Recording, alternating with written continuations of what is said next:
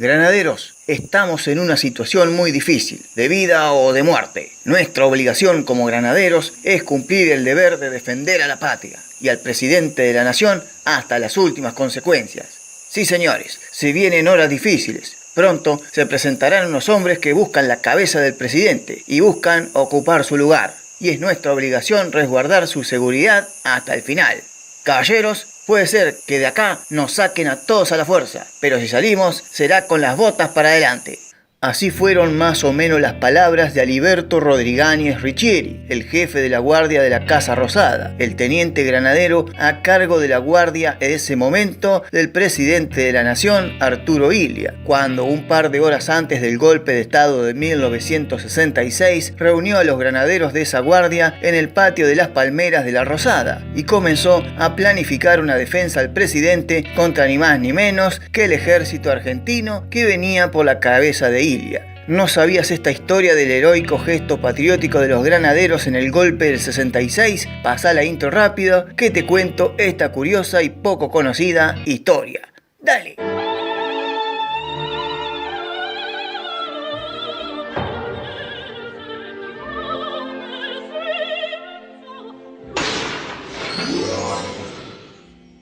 Al presidente Illia ya lo querían sacar desde un año antes. Medios gráficos, radiales y periodísticos comenzaron la opereta de ir caldeando la cosa y agitando la sociedad para ir dejándolo solo al presidente, para que una vez más una junta militar tomara las riendas de la nación. Yo algo de eso te conté en este video, cuando Illia, en tan solo 3 años de gobierno, le dio una libertad económica al país bastante rápida, con un alto crecimiento de empleo, la ley del salario mínimo vital y móvil, la ley de medicamentos, una inversión en la educación como nunca, etc. Pero claro, hubo mucho traidor a la patria que jugaba, pero para los de afuera. El sector financiero, el empresario, el petrolero, la unión industrial, la sociedad rural, defendían los intereses de los foráneos por encima de los intereses de la patria. Illia soportó la fragmentación de su propio partido, la Unión Cívica Radical, soportó el boicoteo permanente del peronismo y la CGT, el acoso de Perón desde el exilio y del Partido Comunista dentro del país, y los constantes planteos militares. Hasta que llegó Rockefeller en marzo del 66, Illia lo echó a la mierda porque quería cambiar la ley de bancos en Argentina, y bueno, a partir de allí se comenzó a orquestar el golpe de junio del 66. Pero aquella madrugada del 28 de junio se vivieron horas de altísima tensión. Mientras el país dormía o comenzaba a levantarse para ir a laburar, hubo gente que casi dio la vida por la patria, y la historia se encargó de dejarlos un poco en el olvido. Mirá.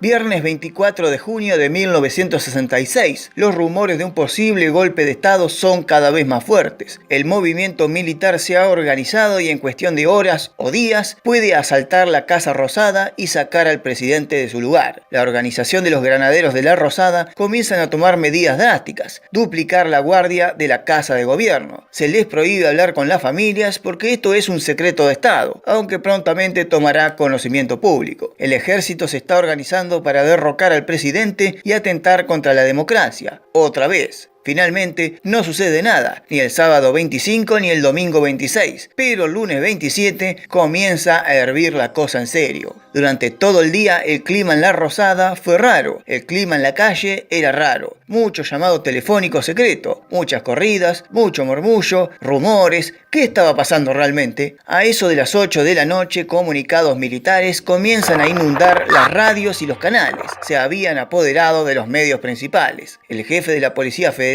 fue relevado de su cargo. Había movimientos en los cuarteles del ejército. Buenos Aires permanecía en silencio, en su rutina diaria. El ministro de Defensa, general Castro Sánchez, le informa al presidente Illia que ya no contaba con las fuerzas leales. Las tropas del ejército se han rebelado contra el presidente y en horas de la madrugada, casi mañana del martes, avanzarán hasta la Casa de Gobierno para ocupar el cargo y tomar las riendas del país nuevamente.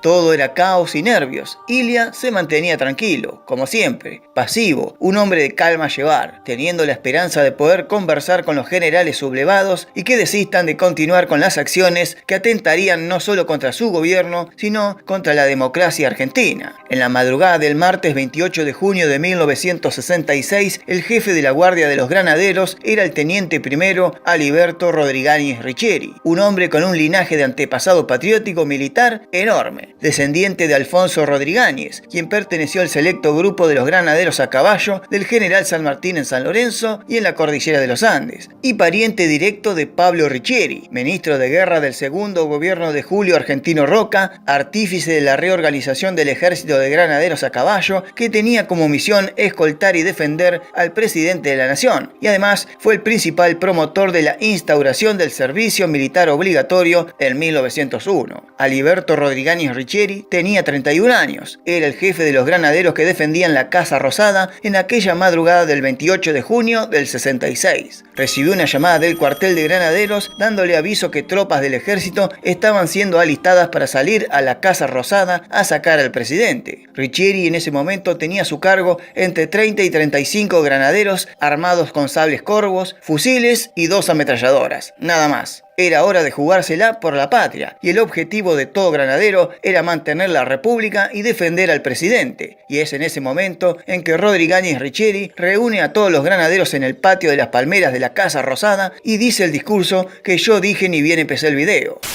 Inmediatamente hace apostar a varios granaderos con las ametralladoras pesadas en el rellano de la escalera de la mano derecha, entrando por calle Rivadavia. La orden era tirar sin preguntar ante la posibilidad de que alguien intentara subir por ella. Mientras dentro de la Casa Rosada, el presidente Ilia se reúne de emergencia con el jefe de la Casa Militar, políticos y dirigentes radicales que aún todavía los seguían apoyando. Ilia no quiere renunciar, se rehúsa a terminar abruptamente así su gobierno. Quiere entablar conversación para ver las condiciones y los planteos que traían una vez más los militares. Rodrigáñez Riccieri ordena cerrar todas las puertas de la casa de gobierno, ubica en distintas posiciones a los granaderos que apenas estaban armados con fusiles. Pasaron algunas horas hasta que el silencio de la madrugada comienza a romperse con la llegada de tropas sobre Plaza de Mayo. Un suboficial envía al granadero rosarino Oscar Parenti a que revisara la entrada por Paseo Colón, y ahí divisa la llegada de 3 tanques apuntando directamente a la Casa Rosada. Acto seguido, comienza la llegada del grueso del ejército al mando del general Alzogaray. Una vez enfrente y reunidos los militares para asaltar la Rosada, llega un grito desde adentro. El granadero Rodrigáñez Riccieri le comunica al general Alzogaray, a cargo de las tropas, que si daban un paso más, abriría fuego sin importar las consecuencias. Este tipo está loco, decía Alzogaray a los suyos. Quiere resistir 30 granaderos contra todo el ejército. Los quiere sacrificar. Es una locura. Teniente, desista su orden. No queremos derramamiento de sangre, indicaban desde las tropas militares, pero Rodrigáñez Riccieri tenía una obligación como todo granadero: dar la vida si es necesario por el presidente que sea. Loco, era como Leónidas y los 300 espartanos. Sabían que iban al muere seguro, pero se jugaron la vida por su obligación. Increíble, ¿eh? ¡Cuánto valor!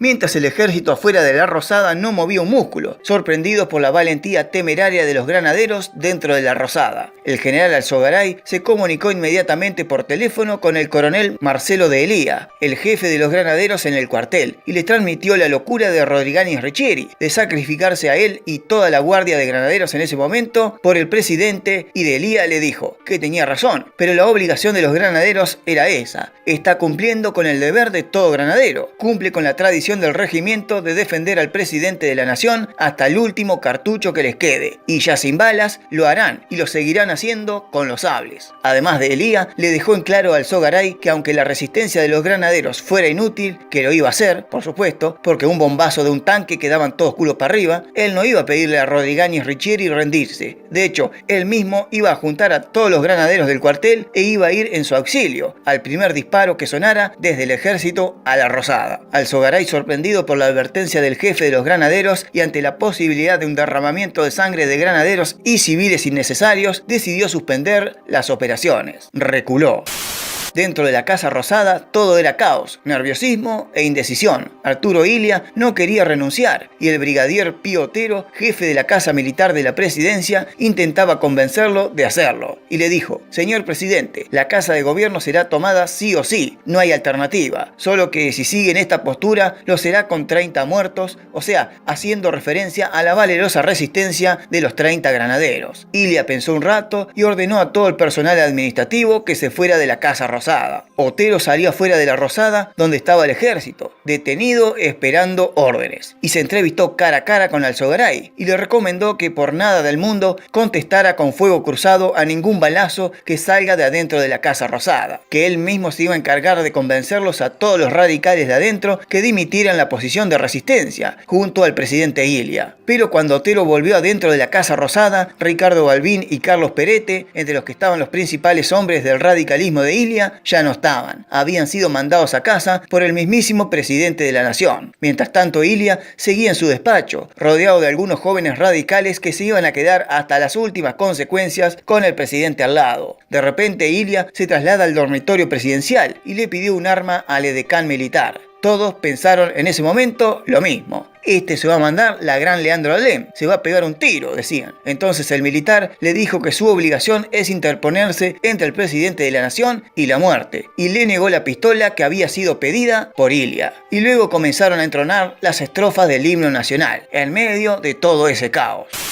Alzogaray, al ver todo el ejército que había llevado a la Casa Rosada perder cada vez más la paciencia, porque de adentro de la Casa Rosada no había y no salía respuesta, se volvió a reunir con el brigadier Otero y le dijo: si usted no puede convencer al presidente de la nación de la renuncia, yo mismo voy a ir a hacerlo. Yo solo, dijo Alzogaray, y Otero le dijo que era arriesgado. Adentro no solo estaban esperándolo los granaderos armados para pelear hasta el final, sino unos cuantos jóvenes radicales armados con pistolas y revólveres, dispuestos también a dar la vida por el presidente. Alzogaray dijo: no me importa, yo voy a ir igual a hablar con Ilia. Total, el tipo sabía que si recibía un tiro o algún ataque, el ejército estaba afuera, se le tiraba encima a la casa de gobierno. De repente, en el hall del despacho presidencial y antes de ingresar a él, se armó un revuelo bárbaro. Empujones, gritos, algunos insultos. Rodrigáñez Richieri se pone adelante de Alzogaray, que entró a la Rosada, y le dice que bajara las armas, era hora de rendirse, o iban a ser acribillados todos. Pero el granadero insistió respondiendo: lo siento, mi general, pero mi obligación es defender al presidente de la nación contra cualquier amenaza. Ilia dejó ingresar al general al despacho y estaban cara a cara, presidente y militar, Ilia y Alzogaray, y ahí lo dejó hablar. Alzogaray dijo: vengo a cumplir las órdenes del comandante en jefe del ejército. En tanto, Ilia respondió rápidamente: el comandante en jefe de las Fuerzas Armadas es el presidente de la nación, o sea, yo. Mi autoridad emana de esa constitución que nosotros hemos cumplido y que usted se ha juramentado cumplir. Usted no es ningún jefe de nada. A lo sumo será un general sublevado que engaña a sus soldados y se aprovecha de la juventud que no quiere ni siente esto como suyo. Alzogaray siguió respondiendo con esto: en representación de las Fuerzas Armadas vengo a pedirle que abandone este despacho. La escolta de los granaderos lo acompañará hacia afuera. Ilia, cada vez más furioso, responde así: usted no representa a las Fuerzas Armadas, solo representa a un grupo de insurrectos. Además, usted es un usurpador que se vale de la fuerza de los que le acompañan. Actúan como salteadores nocturnos, que como lo hacen los bandidos, aparecen de madrugada. Canalla. Alzogaray comienza a titubear con esto, pero se mantiene firme en su discurso y decisión. Doctor Ilia, con el fin de evitar actos de violencia, le invito nuevamente a que haga abandono de la Casa de Gobierno. Entonces Ilia, ya completamente sacado, responde: ¿de qué violencia me habla? La violencia la acaban de desatar ustedes en la República. Ustedes provocan la violencia. Yo he predicado en todo el país la paz y la concordia entre los argentinos. He asegurado la libertad y ustedes no han querido hacerse eco de mi prédica. Todos ustedes no tienen nada que ver con el ejército ni de San Martín ni de Belgrano. Ustedes le han causado muchísimos males a la patria y se lo siguen causando con este tipo de actos. El país les recriminará siempre esta usurpación y hasta llego a dudar que sus propias conciencias puedan explicar lo hecho.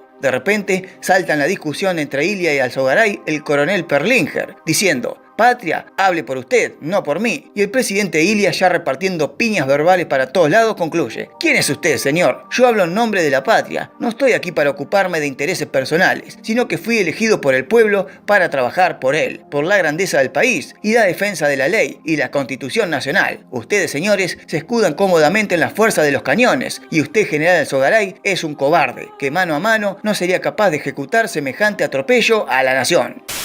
Ilia le respondió a algunas inquietudes y planteos más y Alzogaray se marchó furioso porque Ilia no pensaba renunciar de ninguna manera. Nuevamente hubo una reunión entre Otero y el presidente Ilia para tratar de convencerlo de una buena vez que renunciara, porque esto iba a terminar en una masacre. Piense en la familia de estos granaderos, presidente. Piense en su figura, en su imagen de presidente, caprichoso y terco, culpable del derramamiento de sangre y destrucción de la casa del gobierno. Piense en su salud, en su propia vida. Piense en la nación. Le habría dicho Otero, palabras que realmente golpearon al presidente Ilia y que lo inclinaron finalmente para el lado de decidir aceptar el planteo militar y renunciar a la presidencia argentina, solo para salvaguardar la vida de los 30 granaderos que iban a ser acribillados y masacrados por el ejército que estaba afuera. Otero, el intermediario de todo esto, salió del despacho presidencial a las corridas directo a hablar con Rodrigáñez Richeri y le dijo las órdenes de Ilia: deponga su actitud, granadero, el presidente acaba de renunciar. Y luego salió afuera para hablar con el general Alzogaray y les comunicó las buenas nuevas para el ejército. Ilia renunció. No habrá resistencia de los granaderos adentro. Baje sus armas, general. Finalmente, pasadas las 7 de la mañana del 28 de junio de 1966, el coronel Luis César Perlinger fue el elegido para dirigir la evacuación de la Casa Rosada. Varios integrantes de la Guardia de Infantería recibieron la orden de comenzar a desalojar el lugar, sin tocar al presidente, digamos, expresidente Ilia. Esos policías que ingresaron a la Casa Rosada rodearon a los jóvenes radicales que a su vez habían rodeado al doctor Ilia para que no lo tocaran ni agredieran, y así fueron todos juntos a los empujones hacia la salida de la Casa de Gobierno. Lo curioso vino después, porque Ilia, afuera de la Rosada, rechazó fuertemente ser trasladado en el auto presidencial, como también rechazó ser llevado en un auto oficial del gobierno. Al contrario, paró un taxi en el medio de la calle, se subió y se fue, ante la insólita mirada de todos los presentes.